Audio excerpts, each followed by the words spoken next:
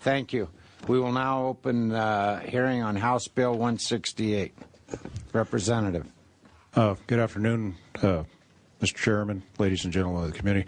I'm Doc Moore. I represent House District 91, which is East Missoula, Bonner, Clinton, all of southern Missoula County.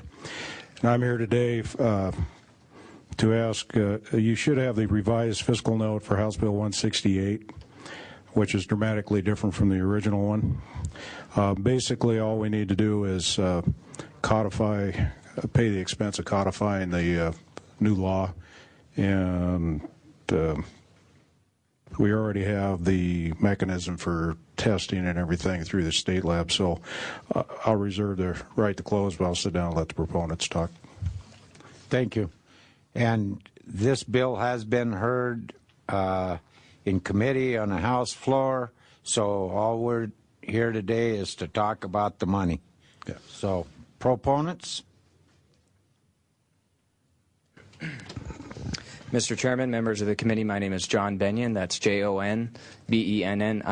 I represent the Montana Department of Justice, and we're in support of House Bill 168.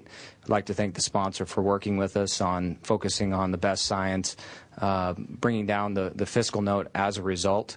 And so I'm available to have to answer any questions if you have any on the fiscal note. Thanks. Thank you. Other proponents? Chairman Ackney, members of the committee, Larry Epstein, EPST-EIN, representing the Montana County Attorneys and the Montana Sheriffs and Peace Officers and the Montana Chiefs of Police. You'll note in the fiscal note before you that the analysts say that that's where the expense will lie. It's an expense we gladly take on, and we're in support of this bill. The counties will bear the cost of enforcement and housing some prisoners, but we believe this is something that's a long time in coming, and we're willing to undertake that expense. Thank you. Thank you. Other proponents? Are there opponents? Good afternoon, committee. My name is Hiedi Handford. That's H-I-E-D-I, H-A-N-D-F-O-R-D. And in reference to the fiscal note regarding HB 168, one thing that I think was neglected in the last committee hearing that I didn't get to point out was all through this legislation it is required that there is a blood alcohol concentration called an ignition interlock device required to be utilized throughout this bill. And there is no thing in existence for marijuana. It's specifically alcohol related. So I can't tell you what that's going to do to this bill financially down the road, but you're legislating a device that doesn't exist. So I don't know if that means that the state of Montana would pick up the tab for that to create such a device or not. And then the other problem that I have with this bill is in regular DUI legislation, there's a license plate forfeiture that happens, and they give up their plates. In here, they totally forfeit your car. And I don't know if that's really fair to citizens of Montana, and it doesn't reflect any of the cost or expense of that and where the benefit would be in this fiscal note whatsoever. So I think those are issues that need to be addressed. And then as it goes on further through, if it carries on further, I will definitely be addressing more issues with this bill. Thank you. Thank you. Other opponents? Informational witnesses. Are there informational witnesses? Questions from the committee? Representative Gibson. Mr. Chairman, is anyone from MACO here? Seeing no one. Maybe for Larry. Oh, there is someone from MACO.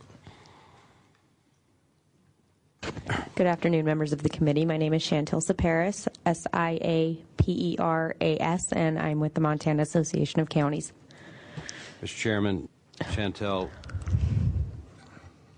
on the fiscal note, it was brought up earlier, but it talks about increased cases, increased workload, county attorneys, justice of the peace, increased jail costs, etc. Someone said they're all for that.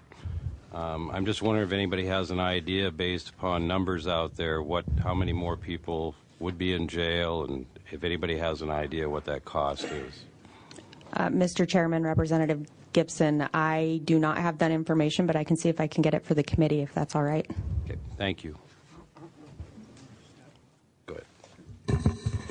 Representative Hollenbaugh. Thank you, Mr. Chairman. For the Mako representative.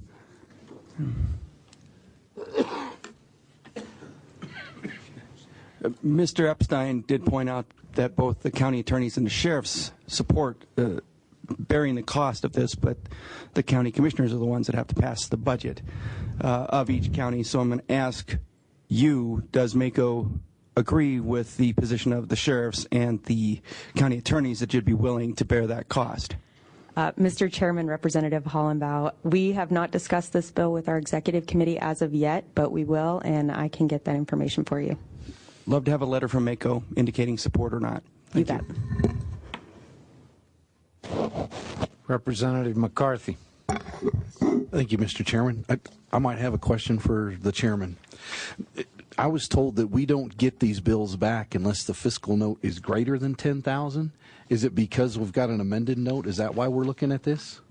Representative McCarthy, that's right. Thank you, sir.